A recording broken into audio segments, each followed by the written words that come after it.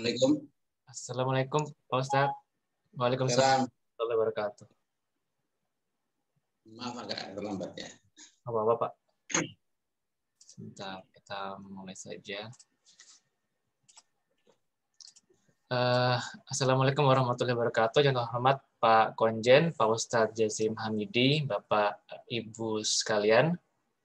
Terima kasih sudah hadir dalam acara Semaan Al-Quran selama bulan Ramadan yang mulai pada pukul 10.00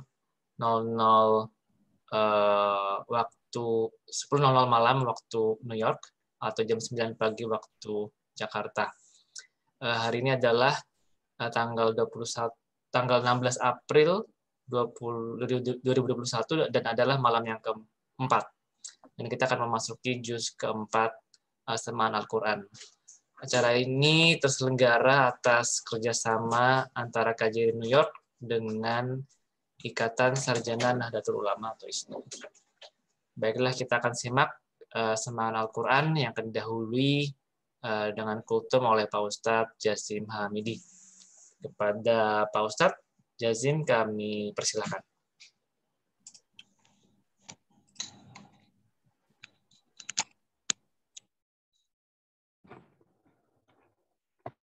Assalamualaikum warahmatullahi wabarakatuh. Waalaikumsalam warahmatullahi wabarakatuh.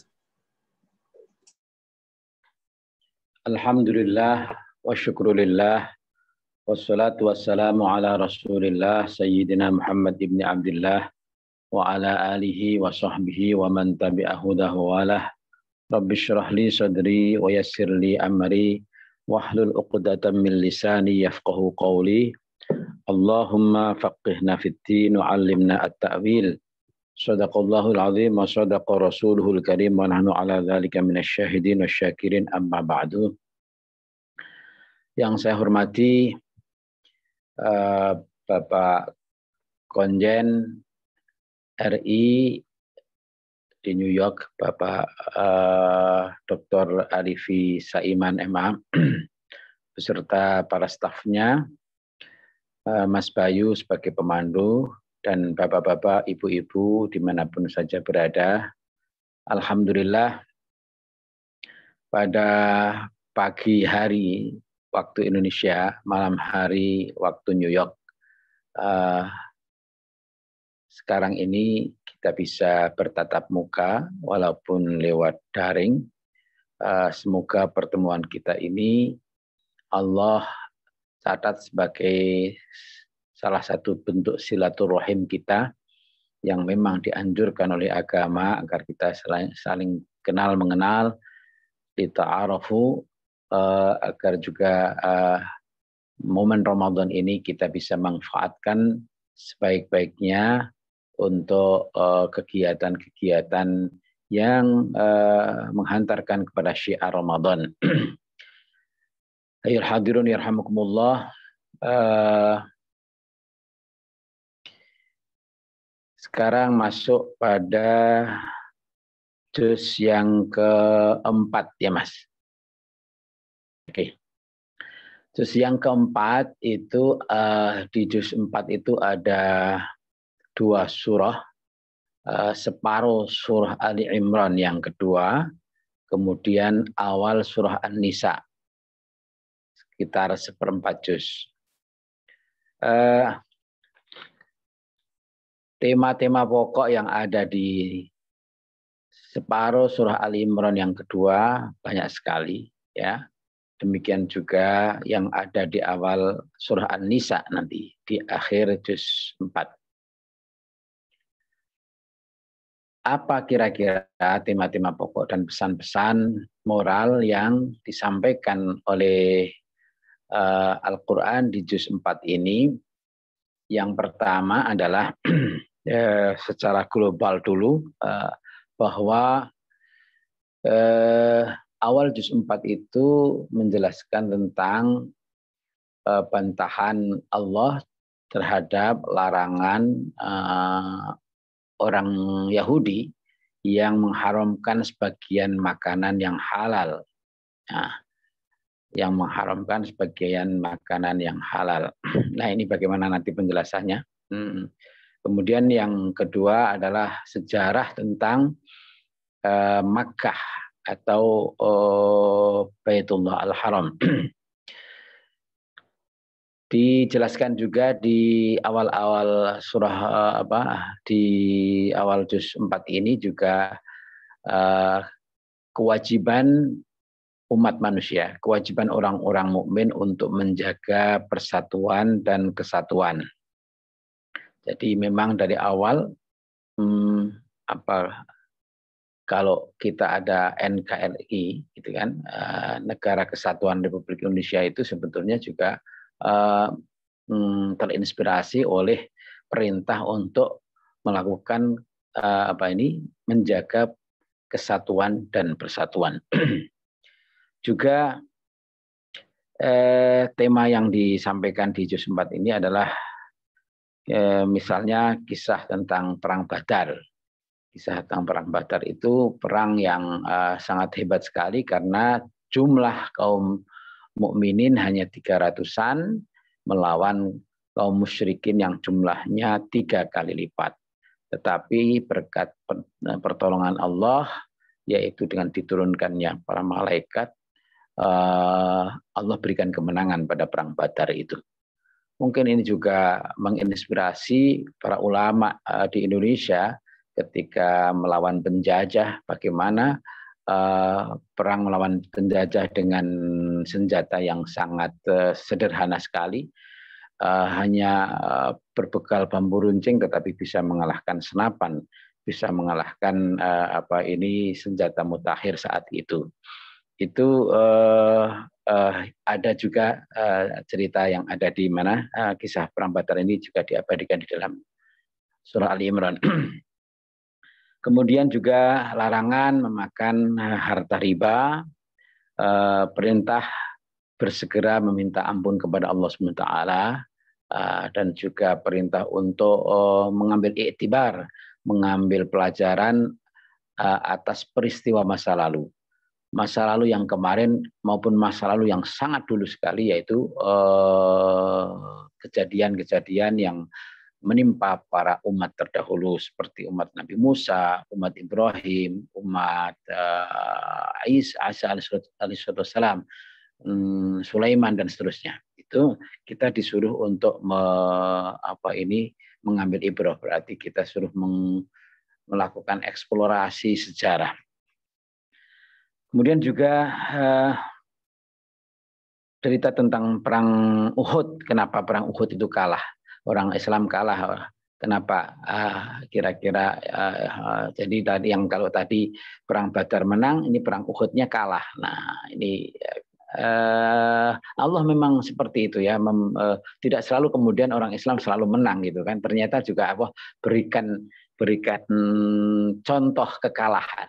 Contoh kekalahan itu apa penyebabnya? Nah, itu juga diabadikan. Ini sebagai informasi aja, salah satu di antara penyebab kekalahan orang Islam di dalam perang Uhud itu adalah karena kecintaan terhadap atau kepincut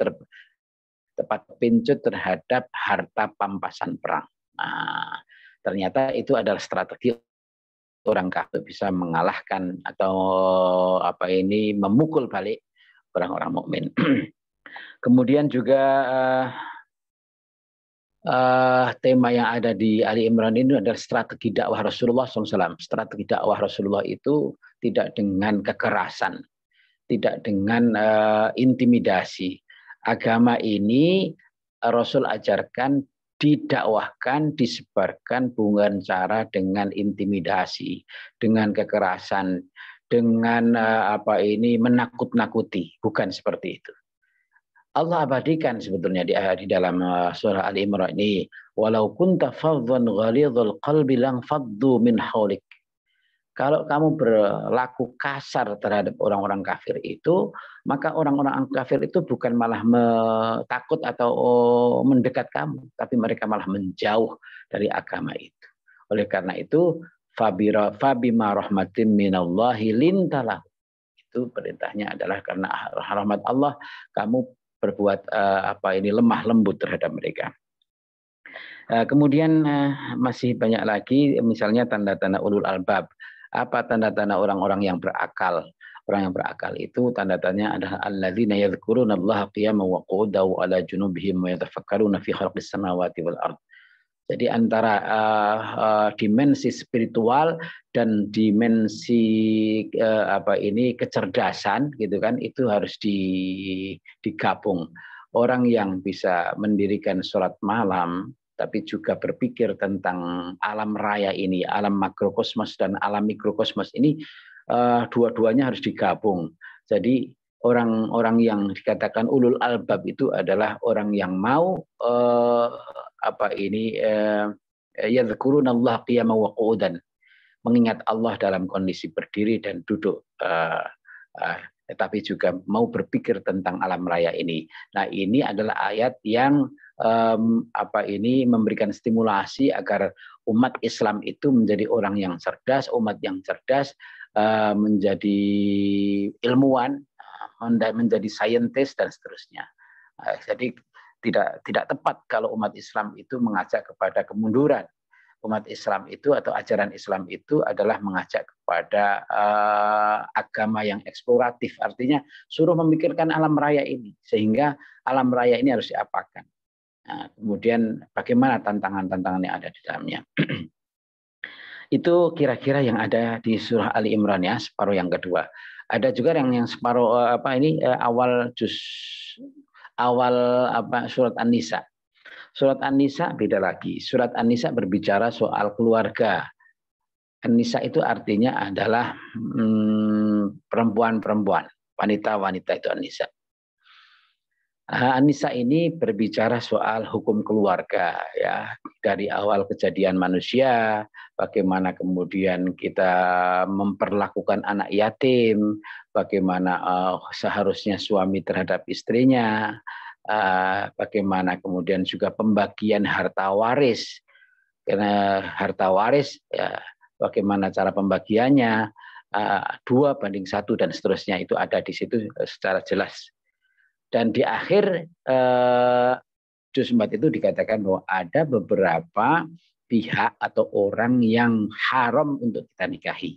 Jadi ada orang-orang yang memang tidak boleh dinikahi oleh kita. Seperti siapa?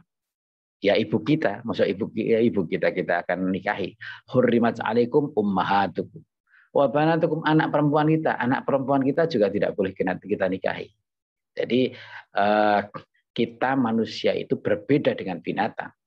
Kalau binatang induknya anaknya saja kemudian dia kawini.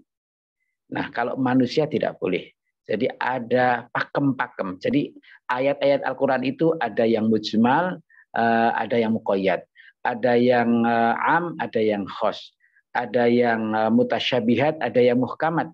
Kalau yang muhkamat jelas, memang secara jelas rinci Al-Qur'an menyampaikan bahwa ini loh orang-orang yang tidak boleh dinikah misalnya. Ibu kita, anak perempuan kita, saudara perempuan kita, jadi kakak atau adik perempuan kita misalnya.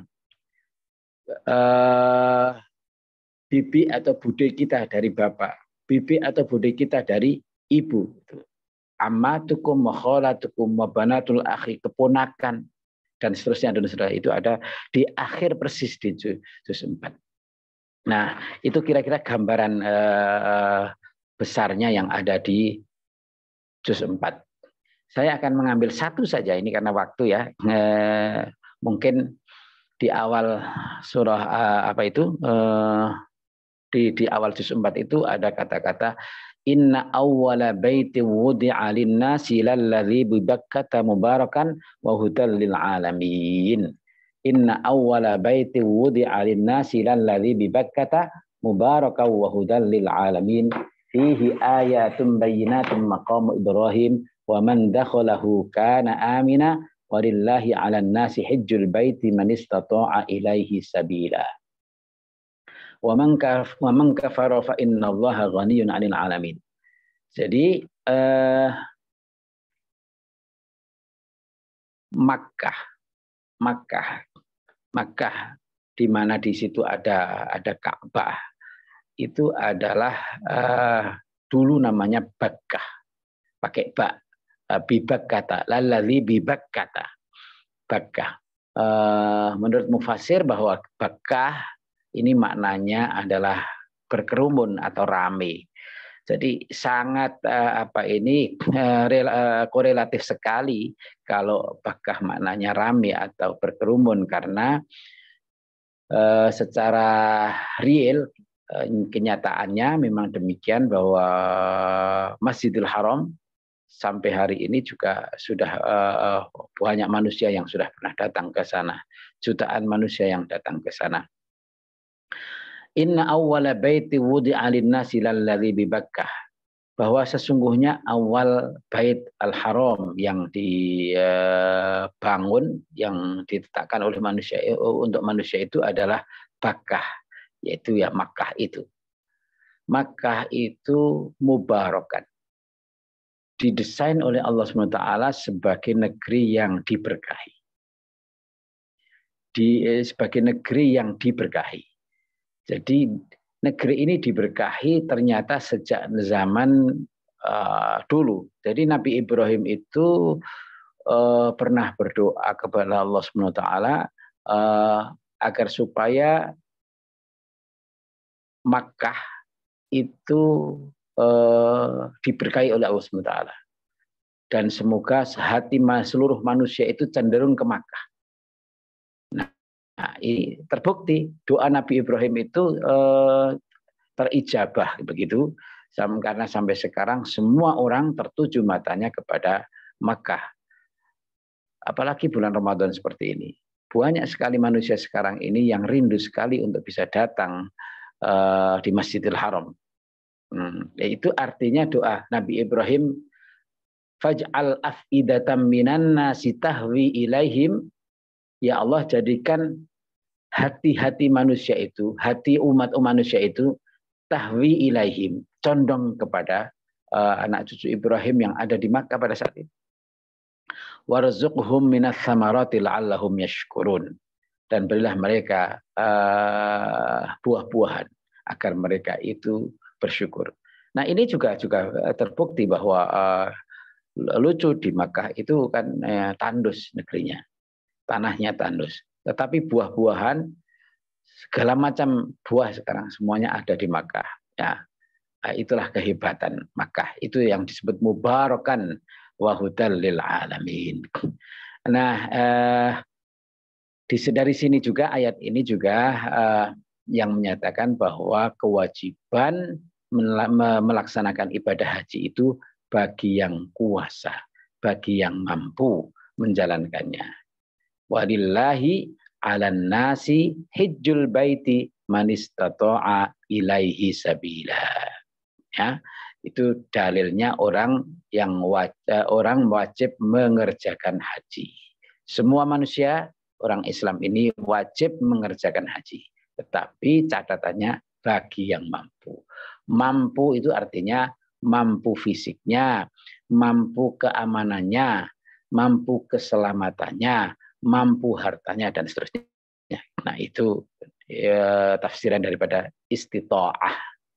Demikian mungkin ini kultum singkat yang perlu saya sampaikan. Kurang lebihnya mohon maaf. Mari kita bersama-sama menyimak tadarus kita, semaan Al-Quran kita pada hari ini, masuk juz 4.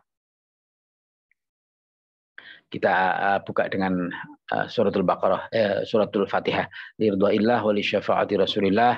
Al-Fatihah. A'udzu billahi minasy syaithanir rajim.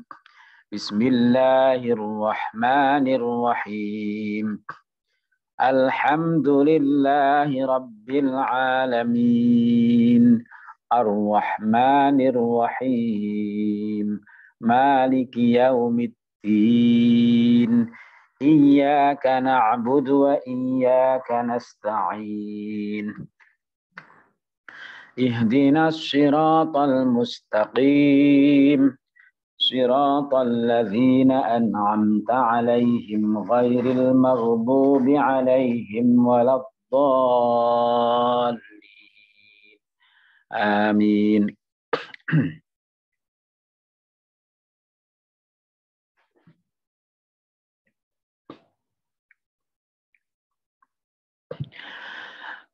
أعوذ بالله من الشيطان الرجيم. لن تنالوا البر حتى تنفقوا مما تحبون وما تنفقوا من شيء فإن الله به عليم. كل الطعام كان حلا لبني إسرائيل إلا ما حرم إسرائيل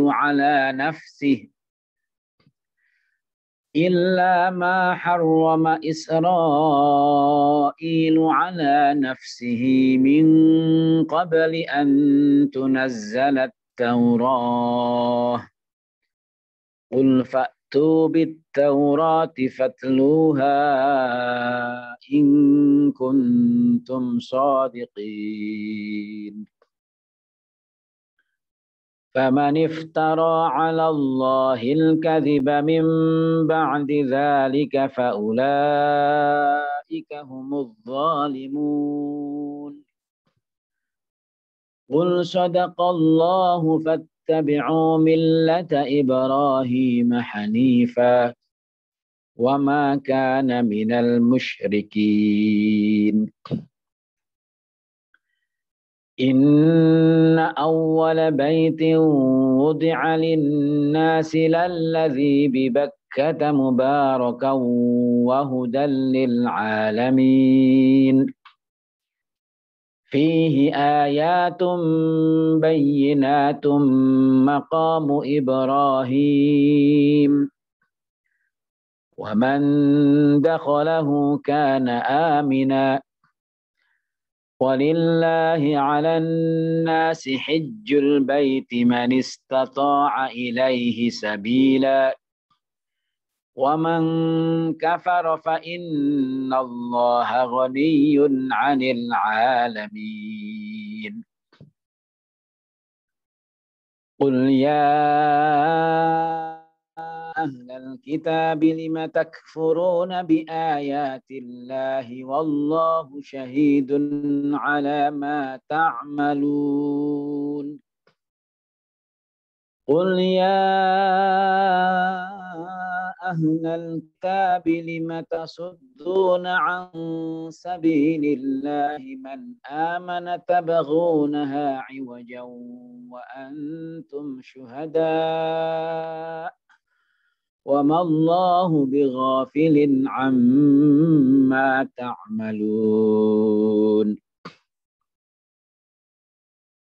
يا أيها الذين آمنوا إن تطيعوا فريقا من الذين أوتوا الكتاب يردوكم بعد إيمانكم كافرين.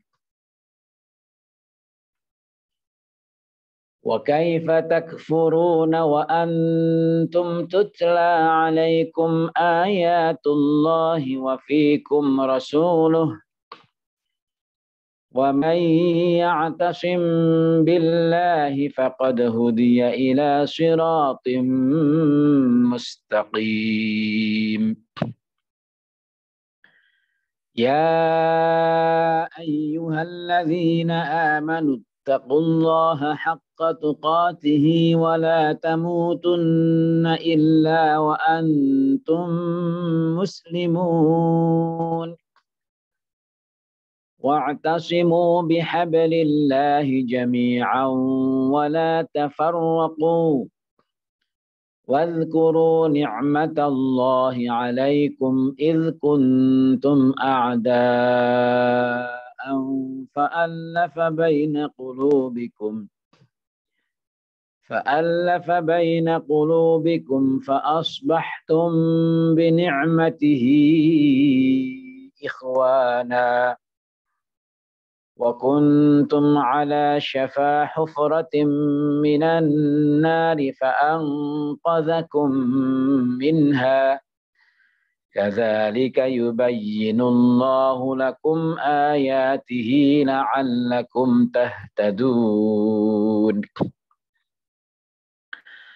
ولتكن منكم أمة يدعون إلى الخير ويأمرون بالمعروف وينهون عن المنكر وأولئك هم المفلحون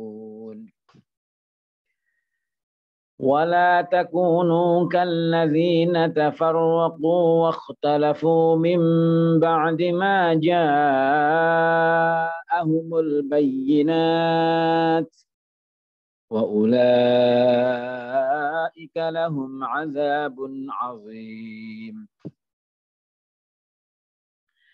يوم تبيض وجوه وتسود وجوه فأما الذين اسودت وجوههم أكفرتم بعد إيمانكم فذوقوا العذاب بما كنتم تكفرون وأما الذين ابيضت وجوههم ففي رحمة الله هم فيها خالدون تلك آيات الله نتلوها عليك بالحق وما الله يريد ظلما للعالمين ولله ما في السماوات وما في الأرض وإلى الله ترجع الأمور كنتم خير أمة أخرجت للناس تأمرون بالمعروف وتنهون عن المنكر وتؤمنون بالله ولو آمن أهل الكتاب لكان خيرا لهم منهم المؤمنون وأكثرهم الفاسقون لن يضروكم إلا أذى وإن يقاتلوكم يولوكم الأدبار ثم لا ينصرون ضربت عليهم الذلة أينما ثقفوا إلا بحبل من الله وحبل من الناس وباءوا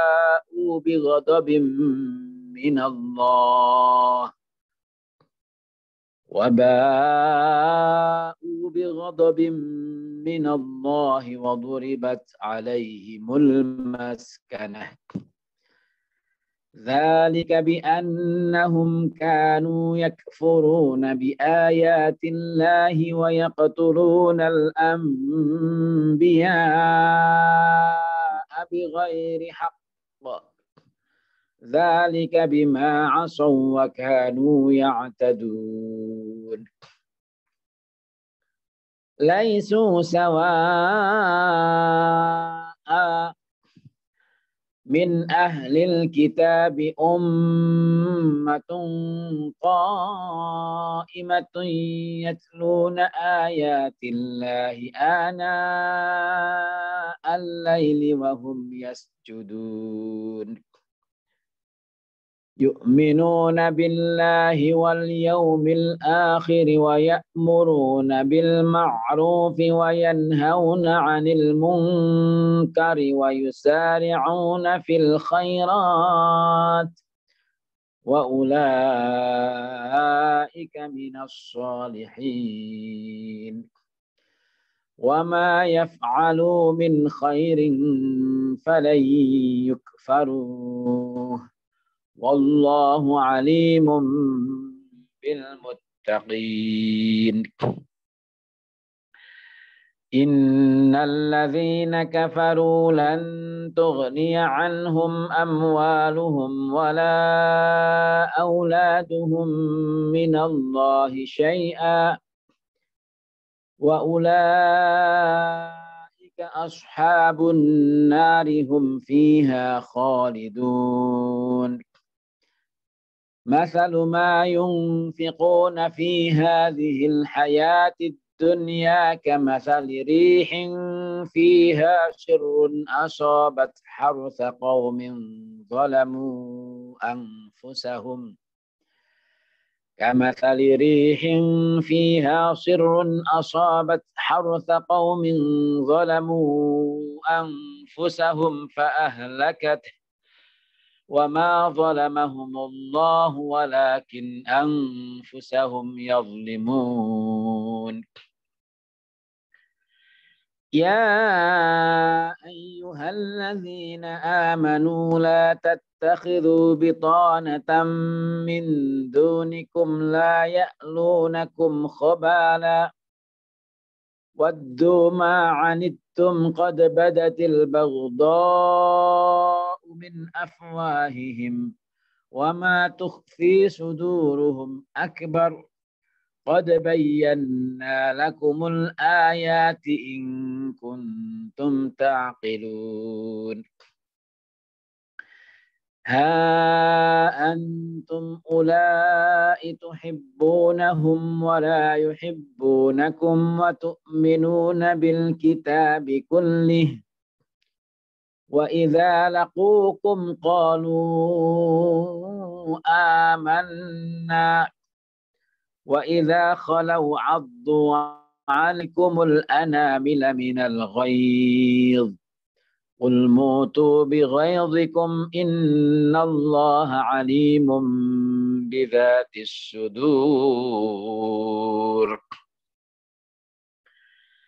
إن تمسسكم حسنة تسؤهم وإن تصبكم سيئة يفرحوا بها وإن تصبروا وتتقوا لا يضركم كيدهم شيئا إن الله بما يعملون محيط وإذ غدوت من أهلك تبوئ المؤمنين مقاعد للقتال والله سميع عليم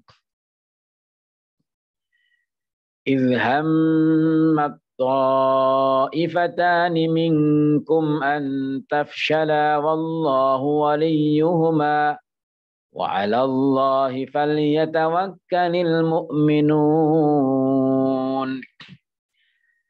ولقد نصركم الله ببدر وأنتم أذلة فاتقوا الله لعلكم تشكرون إذ تقول للمؤمنين ألن يكفيكم أن يمدكم ربكم ب3,000 من الملائكة منزلين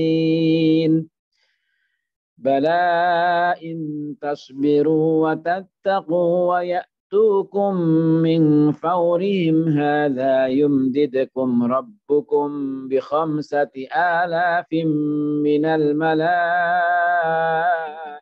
مسومين وما جعله الله إلا بشرى لكم ولتطمئن قلوبكم به وما النصر إلا من عند الله العزيز الحكيم ليقطع طرفا من الذين كفروا أو يكبتهم فينقلبوا خائبين ليس لك من الأمر شيء أو يتوب عليهم أو يعذبهم فإنهم ظالمون ولله ما في السماوات وما في الأرض يغفر لمن يشاء ويعذب من يشاء والله غفور رحيم يا أيها الذين آمنوا لا تأكلوا الربا أضعافا مضاعفة واتقوا الله لعلكم تفلحون واتقوا النار التي أعدت للكافرين وأطيعوا الله والرسول لعلكم ترحمون وسارعوا إلى مغفرة من ربكم وجنة عرضها السماوات والأرض أعدت للمتقين الذين ينفقون في السراء والضراء والكاظمين الغيظ والعافين عن الناس والله يحب المحسنين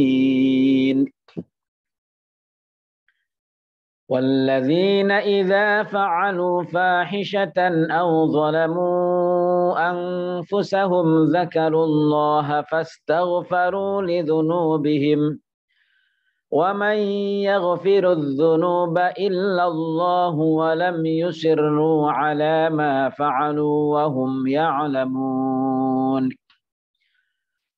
أولئك جزاؤهم مغفرة من ربهم وجنات تجري من تحتها الأنهار خالدين فيها ونعم أجر العاملين قد خلت من قبلكم سنن فسيروا في الأرض فانظروا كيف كان عاقبة المكذبين هذا بيان للناس وهدى وموعظة للمتقين ولا تهنوا ولا تحزنوا وأنتم الأعلون إن كنتم مؤمنين إن يمسسكم قرح فقد مس القوم قرح مثله وتلك الأيام نداولها بين الناس وليعلم الله الذين آمنوا ويتخذ منكم شهداء والله لا يحب الظالمين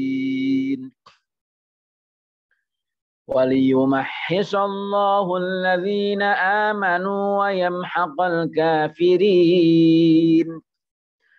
أم حسبتم أن تدخلوا الجنة ولما يعلم الله الذين جاهدوا منكم ويعلم الصابرين ولقد كنتم تمنون الموت من قبل أن تلقوه فقد رأيتموه وأنتم تنظرون وما محمد إلا رسول قد خلت من قبله الرسل أفإن مات أو قتل انقلبتم على أعقابكم ومن ينقلب على عقبيه فلن يضر الله شيئا وسيجزي الله الشاكرين وما كان لنفس أن تموت إلا بإذن الله كتابا مؤجلا ومن يرد ثواب الدنيا نؤته منها ومن يرد ثواب الآخرة نؤته منها وسنجزي الشاكرين وكأي من نبي قاتل معه ربيون كثير فما وهنوا لما أصابهم في سبيل الله وما ضعفوا وما استكانوا والله يحب الصابرين وما كان قولهم إلا أن قالوا ربنا اغفر لنا ذنوبنا وإسرافنا في أمرنا وثبت أقدامنا وانصرنا على القوم الكافرين فآتاهم الله ثواب الدنيا وحسن ثواب الآخرة والله يحب المحسنين يا أيها الذين آمنوا إن تطيعوا الذين كفروا يردوكم على أعقابكم فتنقلبوا خاسرين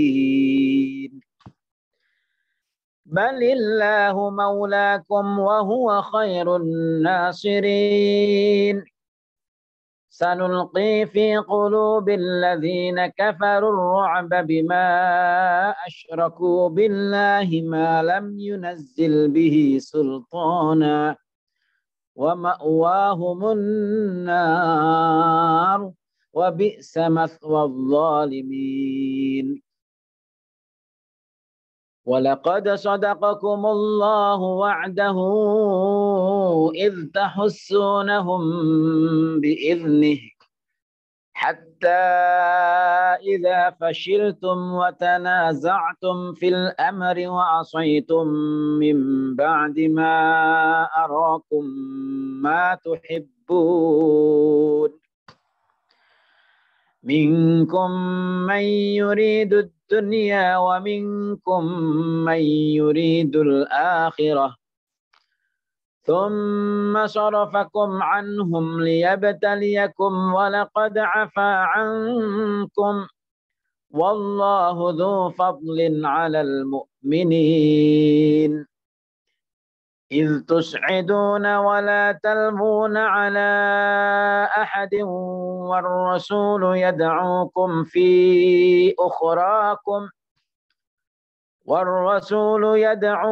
في أخراكم فأثابكم غما بغم لكي لا تحزنوا على ما فاتكم ولا ما أصابكم والله خبير بما تعملون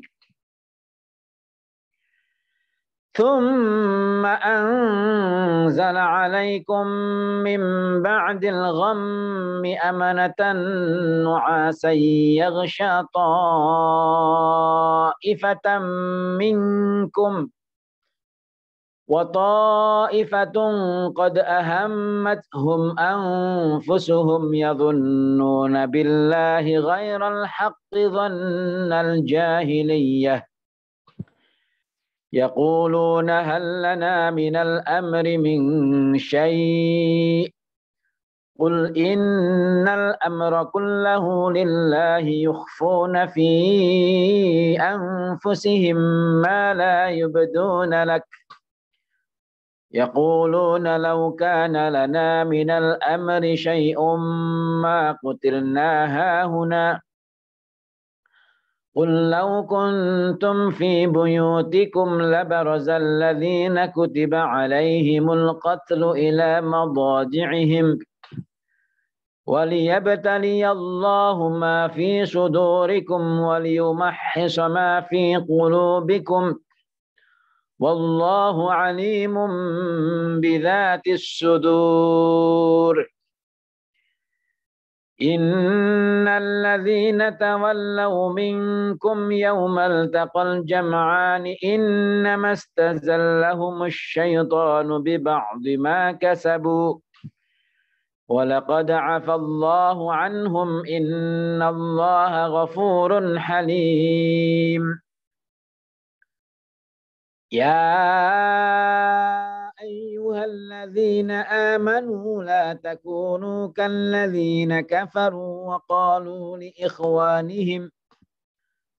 وقالوا لإخوانهم إذا ضربوا في الأرض أو كانوا غزا لو كانوا عندنا ما ماتوا وما قتلوا ليجعل الله ذلك حسرة في قلوبهم والله يحيي ويميت والله بما تعملون بصير ولئن قتلتم في سبيل الله أو متم لمغفرة من الله ورحمة خير مما يجمعون ولئن متم أو قتلتم لإلى الله تحشرون فبما رحمة من الله لنت لهم ولو كنت فظا غليظ القلب لانفضوا من حولك فاعف عنهم واستغفر لهم وشاورهم في الأمر فإذا عزمت فتوكل على الله إن الله يحب المتوكلين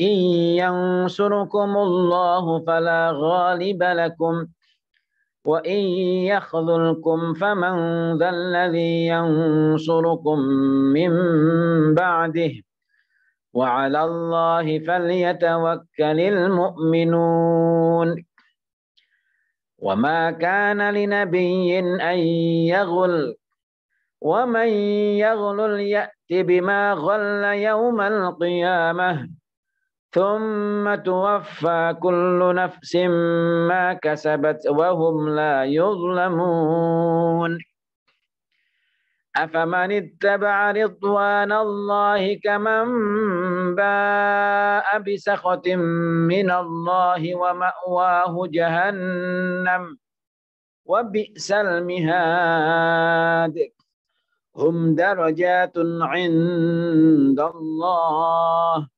والله بصير بما يعملون لقد من الله على المؤمنين إذ بعث فيهم رسولا من أنفسهم يتلو عليهم آياته ويزكيهم ويعلمهم الكتاب والحكمة وإن كانوا من قبل لفي ضلال مبين أولما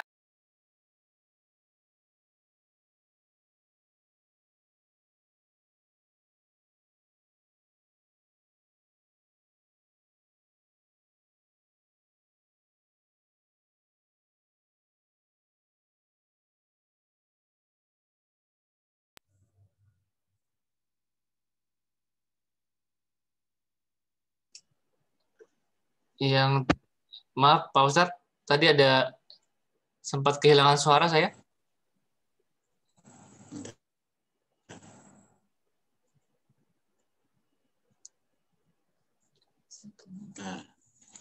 Tadi putus di berapa nih? 164 ya? 165, maaf.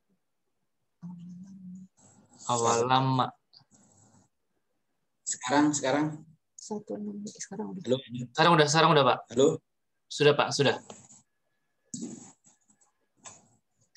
Tadi berhenti di A'udzu billahi minasyaitonir rajim. أولما أصابتكم مصيبة قد أصبتم مثليها قلتم أنى هذا قل هو من عند أنفسكم إن الله على كل شيء قدير وما أصابكم يوم التقى الجمعان فبإذن الله وليعلم المؤمنين وليعلم الذين نافقوا وقيل لهم تعالوا قاتلوا في سبيل الله أو ادفعوا قالوا لو نعلم قتالا لاتبعناكم هم للكفر يومئذ أقرب منهم للإيمان يقولون بأفواههم ما ليس في قلوبهم والله أعلم بما يكتمون الذين قالوا لإخوانهم وقعدوا لو أطاعونا ما قتلوا قل فادرءوا عن أنفسكم الموت إن كنتم صادقين ولا تحسبن الذين قتلوا في سبيل الله أمواتا بل أحياء عند ربهم يرزقون فرحين بما آتاهم الله من فضله ويستبشرون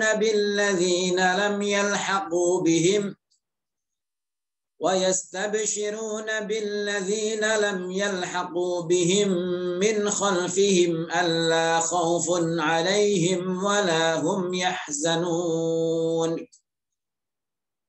يستبشرون بنعمة من الله وفضل وأن الله لا يضيع أجر المؤمنين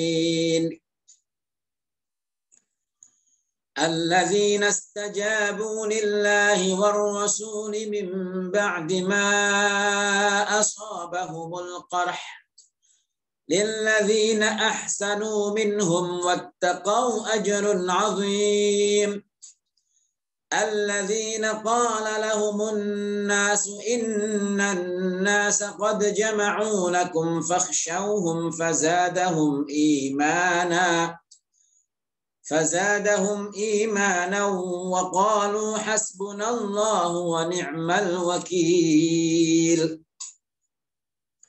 فانقلبوا بنعمة من الله وفضل لم يمسسهم سوء واتبعوا رضوان الله والله ذو فضل عظيم إنما ذلكم الشيطان يخوف أولياءه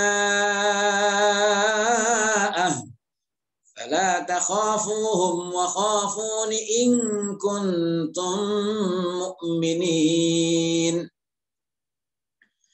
ولا يحزنك الذين يسارعون في الكفر إنهم لن يضروا الله شيئا يريد الله ألا يجعل لهم حظا في الآخرة ولهم عذاب عظيم إن الذين اشتروا الكفر بالإيمان لن يضروا الله شيئا ولهم عذاب أليم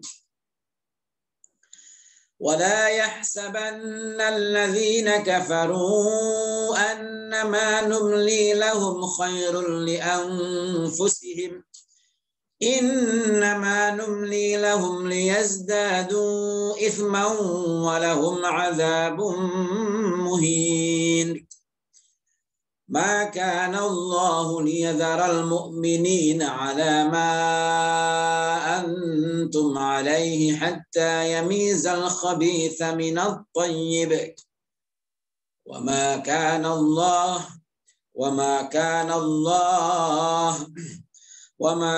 الله ليطلعكم على الغيب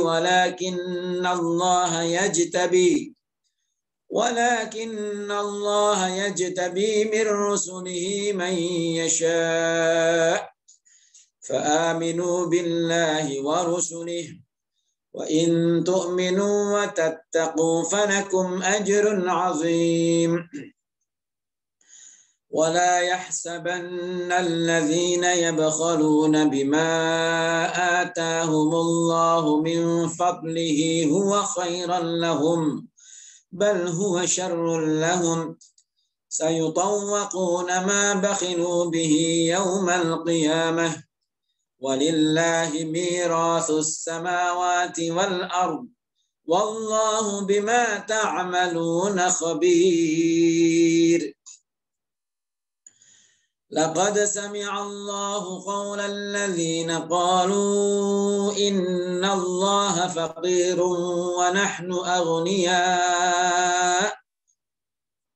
سنكتب ما قالوا وقتلهم الأنبياء بغير حق ونقول ذوقوا عذاب الحريق ذلك بما قدمت أيديكم وأن الله ليس بظلام للعبيد. الذين قالوا إن الله عهد إلينا ألا نؤمن لرسول حتى يأتينا بقربان تأكله النار قل قد جاءكم رسل من قبلي بالبينات وبالذي قلتم فلم قتلتموهم إن كنتم صادقين فإن كذبوك فقد كذب رسل من قبلك جاءوا بالبينات والزبر والكتاب المنير كل نفس ذائقة الموت وإنما توفون أجوركم يوم القيامة فمن زحزح عن النار وأدخل الجنة فقد فاز وما الحياة الدنيا إلا متاع الغرور. لتبلون في أموالكم وأنفسكم ولتسمعن من الذين أوتوا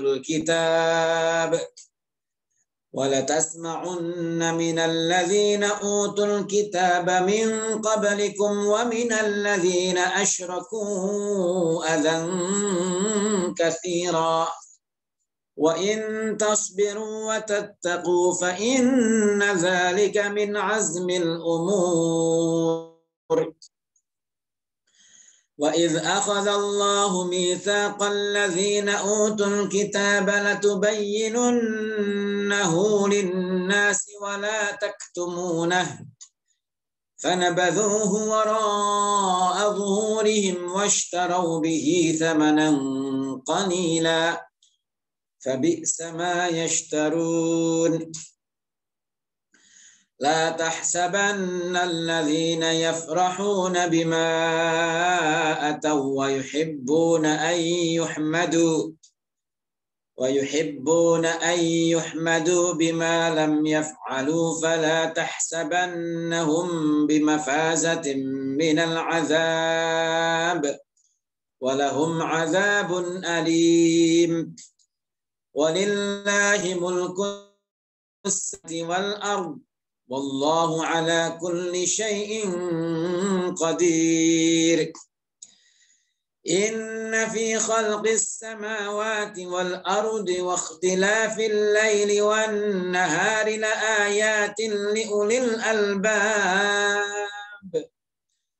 الذين يذكرون الله قياما وقعودا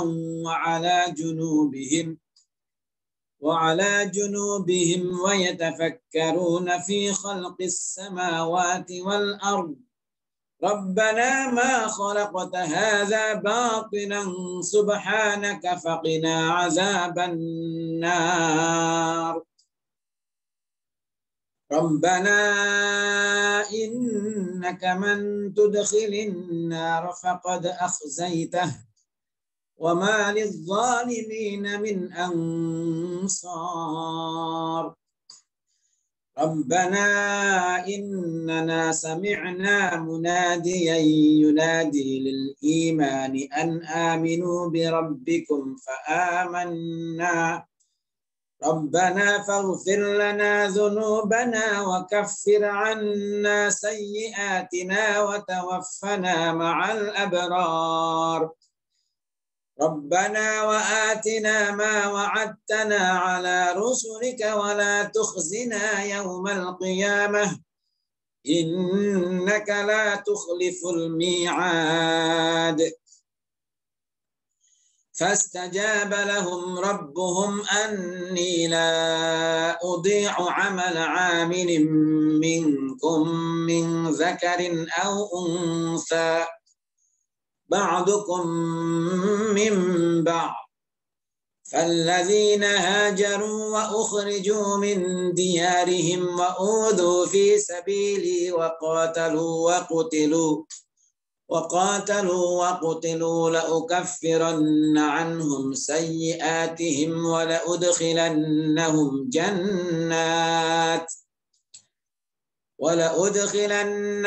جنات تجري من تحتها الأنهار ثوابا من عند الله والله عنده حسن الثواب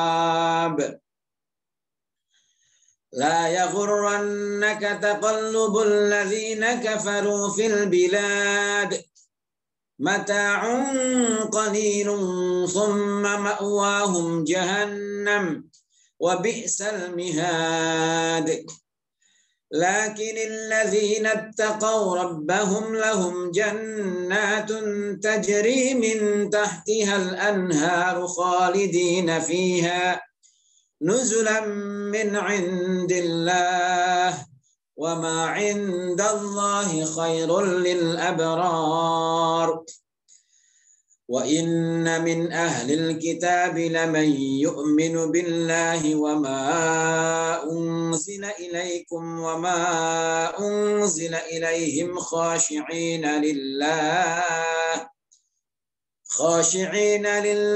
لا يشترون بآيات الله ثمنا قليلا أولئك لهم أجرهم عند ربهم إن الله سريع الحساب يا أيها الذين آمنوا اصبروا وصابروا ورابطوا واتقوا الله لعلكم تفلحون بسم الله الرحمن الرحيم يا أيها الناس اتقوا ربكم الذي خلقكم من نفس واحدة وخلق منها زوجها وبث منهما رجالا كثيرا ونساء واتقوا الله الذي تساءلون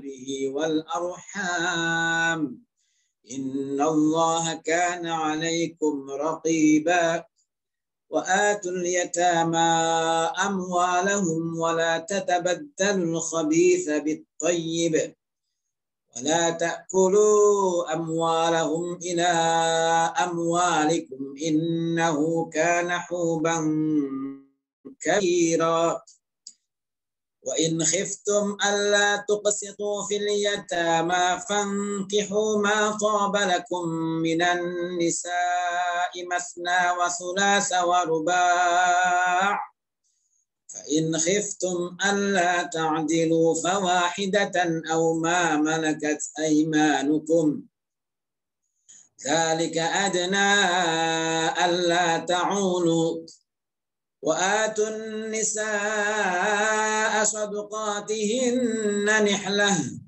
فإن طبن لكم عن شيء منه نفسا فكلوه هنيئا مريئا ولا تؤتوا السفهاء أموالكم التي جعل الله لكم قياما وارزقوهم فيها واكسوهم وقولوا لهم قولا معروفا وابتلوا اليتامى حتى إذا بلغوا النكاح فإن آنستم منهم رشدا فادفعوا إليهم أموالهم ولا تأكلوها إسرافا وبدارا أن يكبروا ومن كان غنيا فليستعفف ومن كان فقيرا فليأكل بالمعروف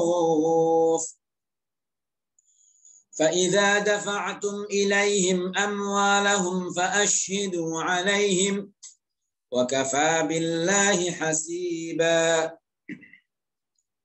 للرجال نصيب مما ترك الوالدان والأقربون وللنساء نصيب مما ترك الوالدان والأقربون مما قل منه أو كثر نصيبا مفروضا وإذا حضر القسمة أولو القربى واليتامى والمساكين فارزقوهم منه وقولوا لهم قولا معروفا وليخشى الذين لو تركوا من خلفهم ذرية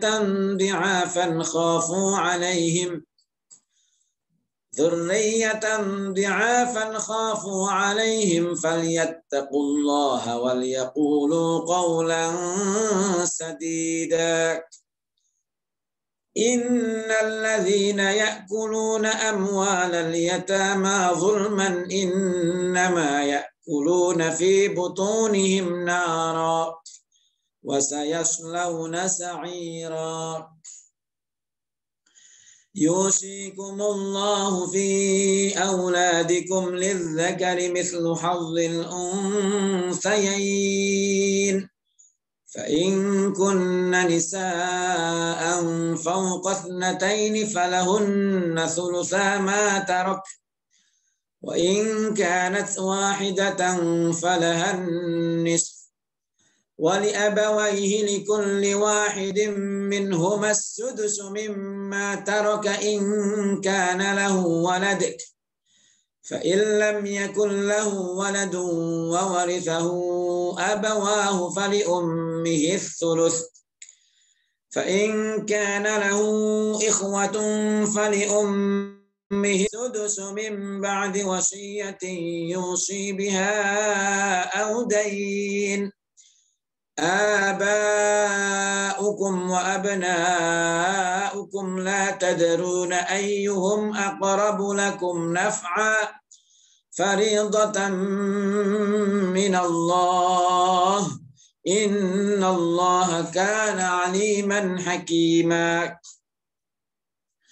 ولكم نصف ما ترك أزواجكم إن لم يكن لهن ولد فإن كان لهن ولد فلكم الربع مما تركن من بعد وصية يوصين بها أو دين ولهن الربع مما تركتم إن لم يكن لكم ولد فإن كان لكم ولد فلهن الثمن مما تركتم من بعد وصية توصون بها أو دين وإن كان رجل يورث كلالة أو امرأة وله أخ أو أخت فلكل واحد منهما السدس فإن كانوا أكثر من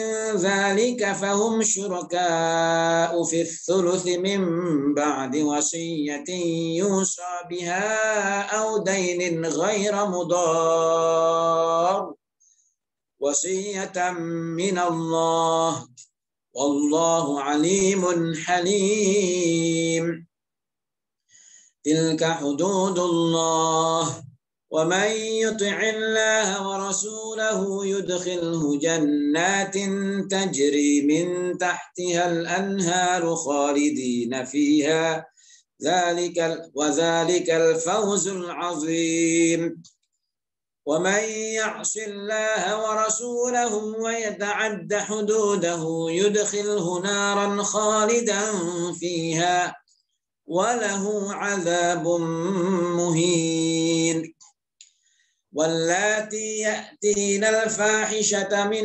نسائكم فاستشهدوا عليهن 4 منكم فإن شهدوا فأمسكوهن في البيوت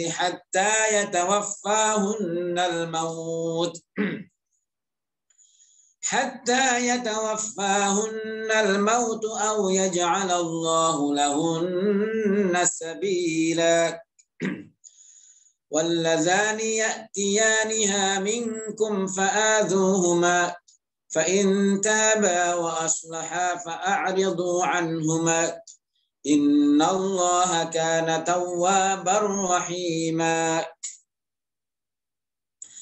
إنما التوبة على الله للذين يعملون السوء بجهالة ثم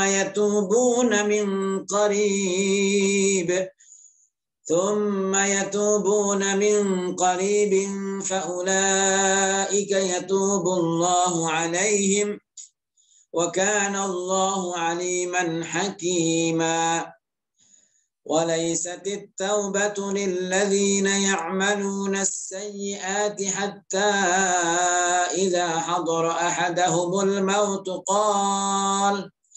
قال إني تبت الآن ولا الذين يموتون وهم كفار أولئك أعتدنا لهم عذابا أليما يا أيها الذين آمنوا لا يحل لكم أن ترثوا النساء كرها ولا تعدلوهن لتذهبوا ببعض ما آتيتموهن إلا أن يأتين بفاحشة مبينة وعاشروهن بالمعروف فإن كرهتموهن فعسى أن تكرهوا شيئا ويجعل الله فيه خيرا كثيرا وإن أردتم استبدال زوج مكان زوج وآتيتم إحداهن قنطارا فلا تأخذوا منه شيئا أتأخذونه بهتانا وإثما مبينا وكيف تأخذونه وقد أفضى بعضكم إلى بعض وأخذن منكم ميثاقا غليظا ولا تنكحوا ما نكح آباؤكم من النساء إلا ما قد سلف إنه كان فاحشة ومقتا وساء سبيلا حرمت عليكم أمهاتكم وبناتكم وأخواتكم وعماتكم وخالاتكم وبنات الأخ وبنات الأخت وأمهاتكم اللاتي أرضعنكم وأخواتكم من الرضاعة وأمهات نسائكم وربائبكم اللاتي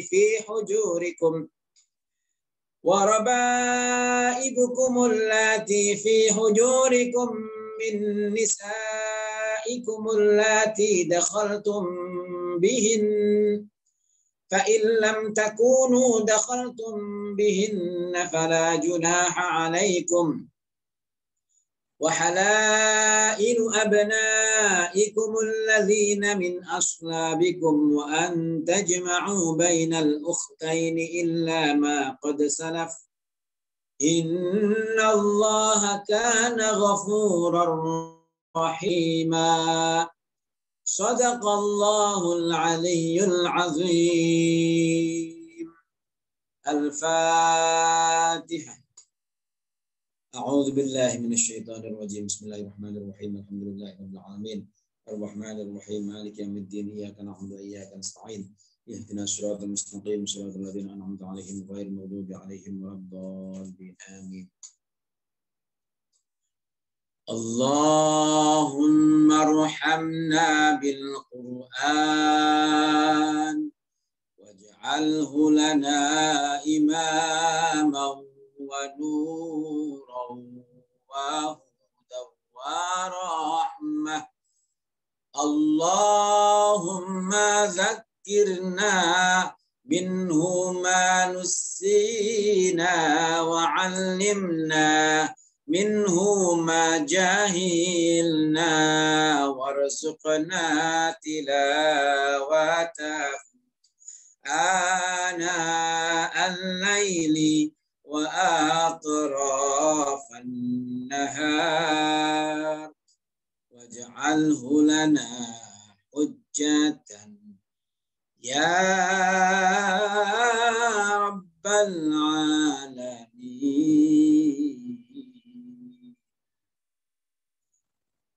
Alhamdulillahirrahmanirrahim.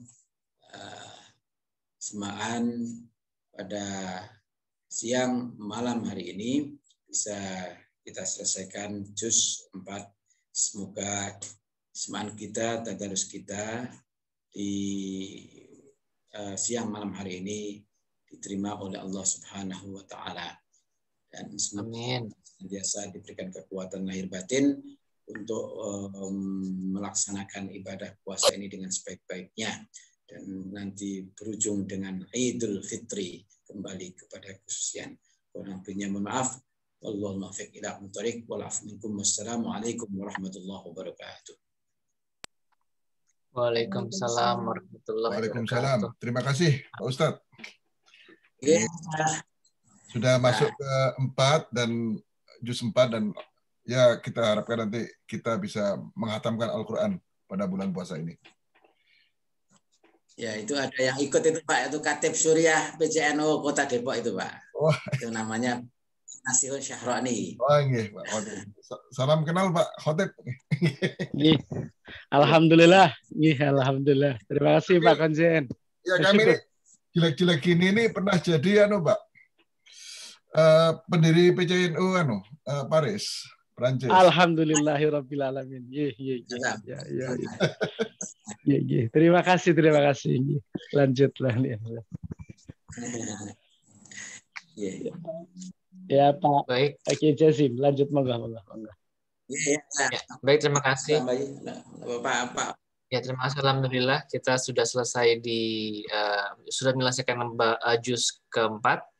Jadi besok malam insya Allah pada pukul yang sama 10 waktu malam New York atau jam 9 pagi waktu Jakarta kita akan menyambung lagi untuk menyimak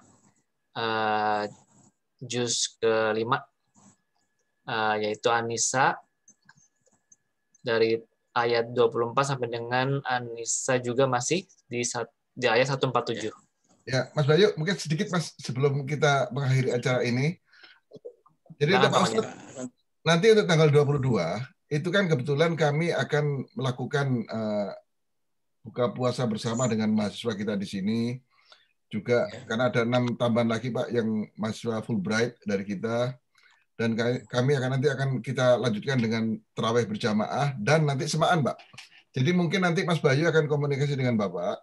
Itu mengenai pengatur waktu mungkin agak untuk waktunya akan dimajukan sedikit supaya nanti istilahnya untuk tanggal 22 itu aja sebetulnya. Karena itu edisi spesial nanti semua mahasiswa kita kumpul dan memang itu akan bagian dari upaya kita untuk syiar ya.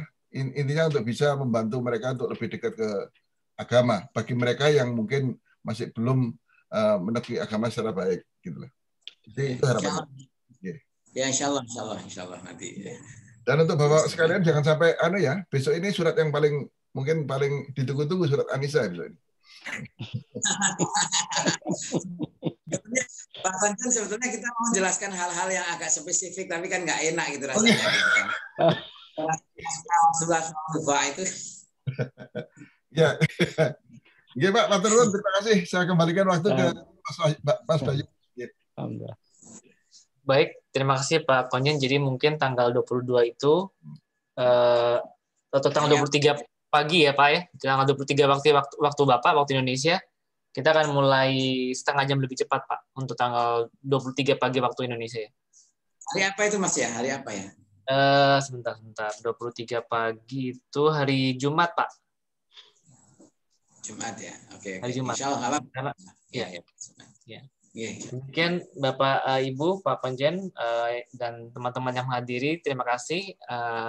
Sekian dan wassalamualaikum warahmatullahi wabarakatuh. Waalaikumsalam warahmatullahi wabarakatuh. Selamat ini Pak menyambut sahur ya untuk yang di Amerika Serikat dan selamat menunggu buka puasa untuk yang di Indonesia. Kami mohon izin.